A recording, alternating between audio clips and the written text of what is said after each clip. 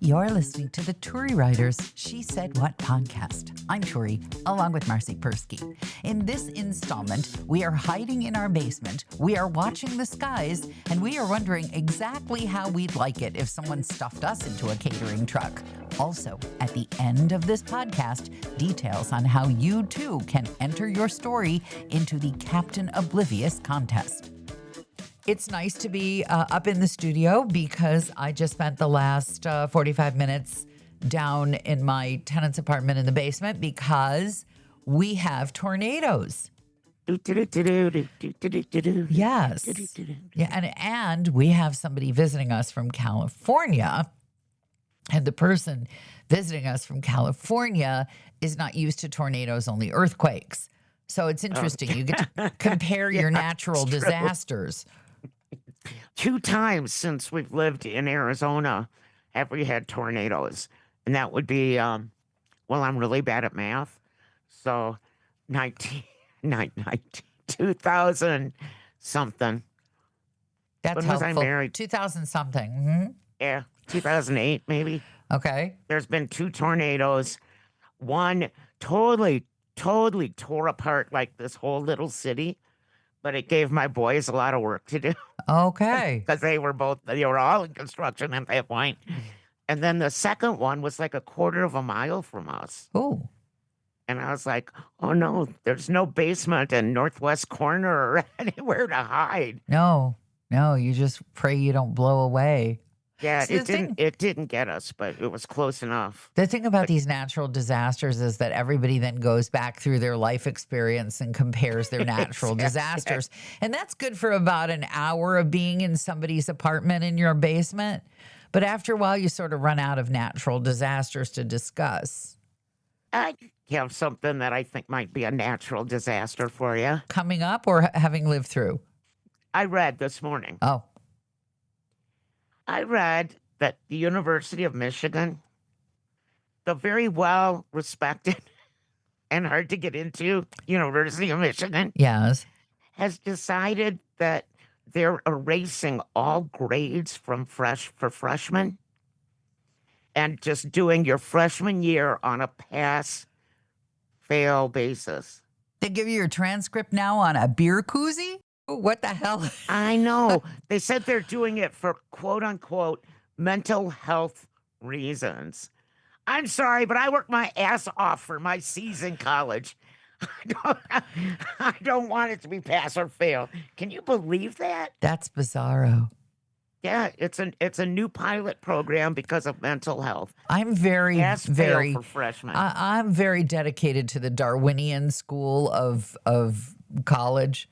Either you can hack it or you can't. And I say this knowing that I sound kind of hard-hearted. So the big cutie went to a demanding school, but with massive grade inflation. So all of your craziness happened before you got in.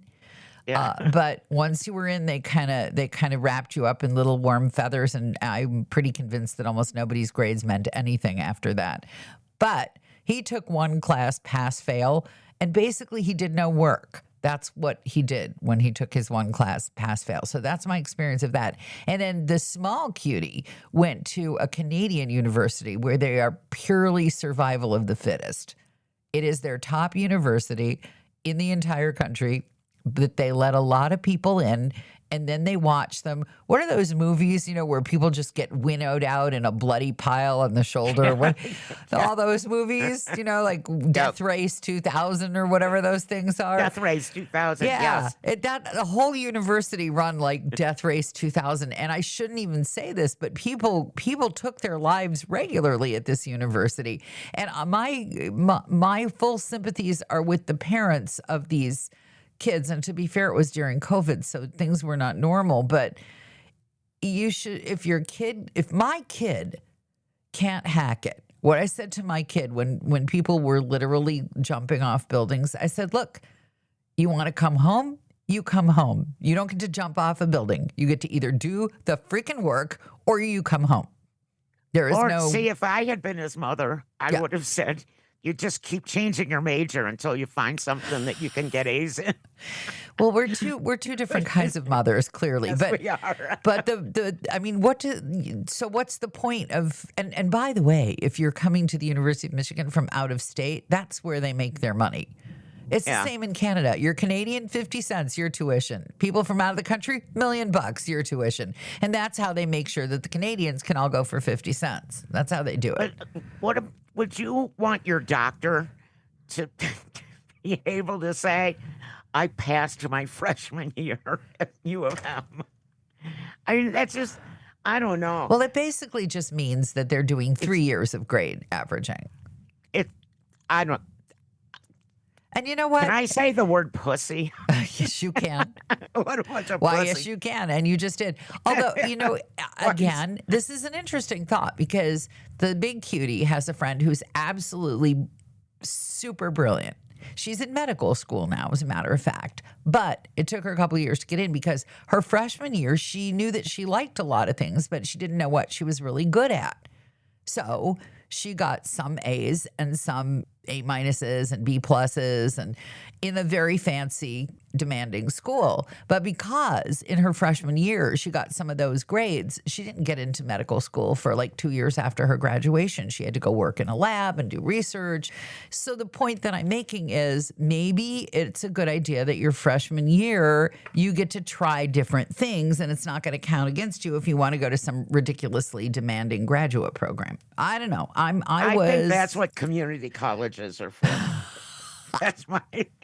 I mean, if you're paying tuition like at U of M, which is not cheap, even if you live in the state of Michigan, by the way, I would expect my kid to be going to school and getting letter grades. fully functional. Yeah, because like I said, I I never knew switched you my had major something like 4 or 5 times till I got so you into wouldn't flunk out. Parks and Recreation and decided I'm really good at bartending and roller skating and fishing. I think that probably we've just run into a little bit of your inner Tory hard acidness. I think we finally hit the vein there. Oh, I just remember my dad when I told him that I was changing my major to recreation and park administration. And he said, "Aren't you already doing that anyhow?" Yeah, pretty much. Uh, But, shocking. Very shocking yeah. news. Yep. I don't know. I don't even know if anyone needs to go to college anymore. Oh, Maybe doctors do. Doctors and oh. lawyers.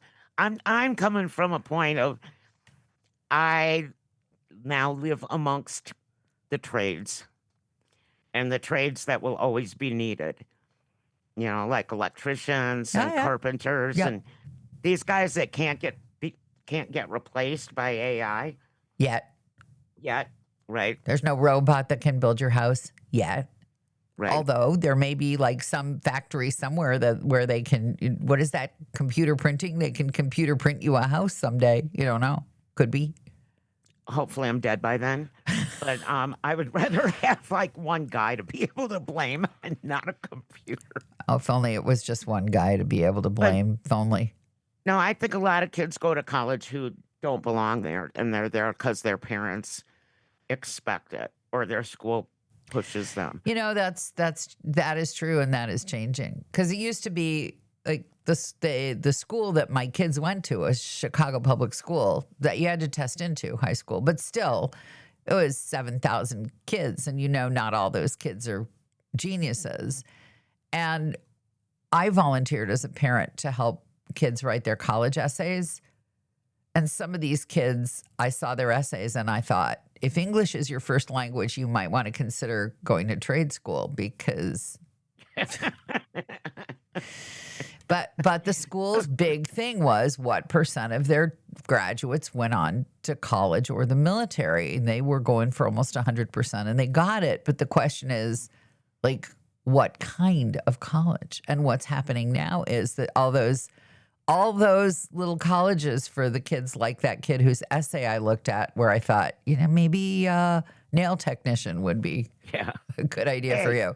We need those too. Yes, we do. Don't make fun of them. Need them, right. So maybe the colleges that gave degrees to those people are the ones that should be going away now and changing into, let's teach you how to fix a car. That would be better. I agree.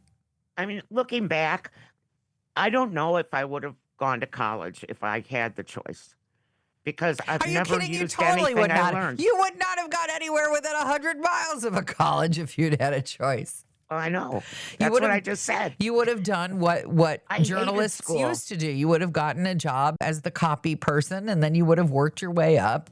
Yep. Yeah, But they don't do that anymore. Well, there those aren't any- jobs don't exist anymore. No, No, those jobs don't exist anymore. no.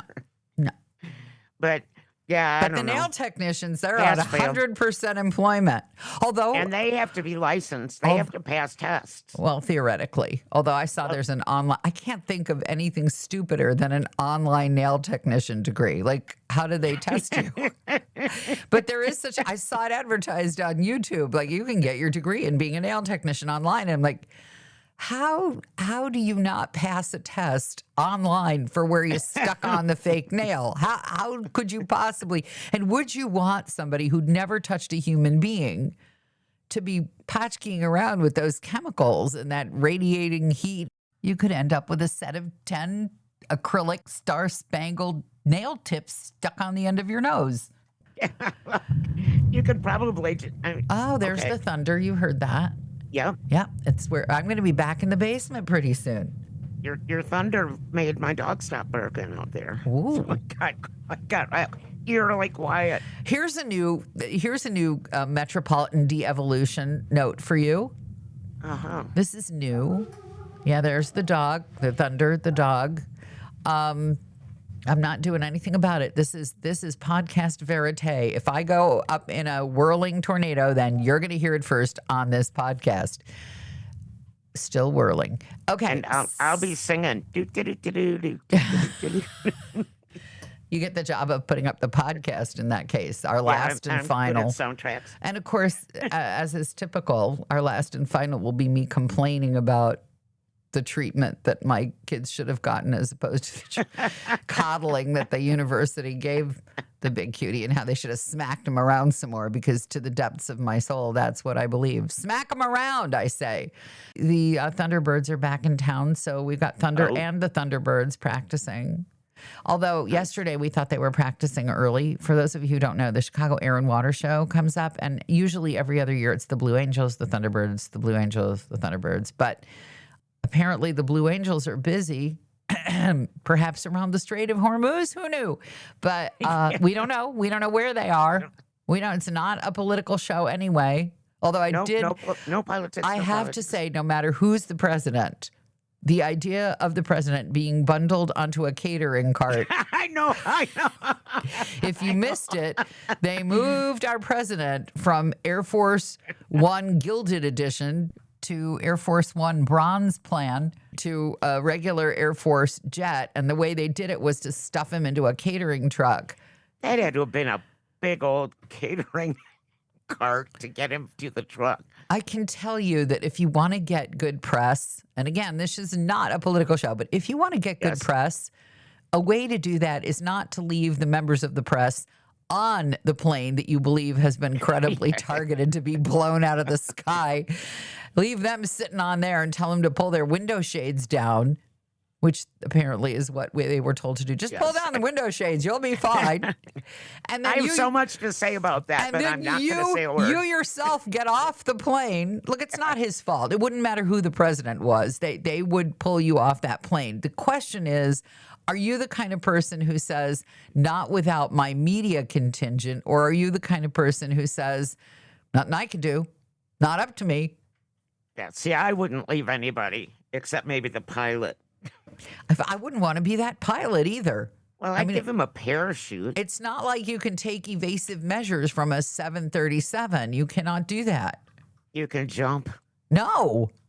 over water, No. over the Strait of Hormuz. Have you ever seen an escape hatch on a passenger? No.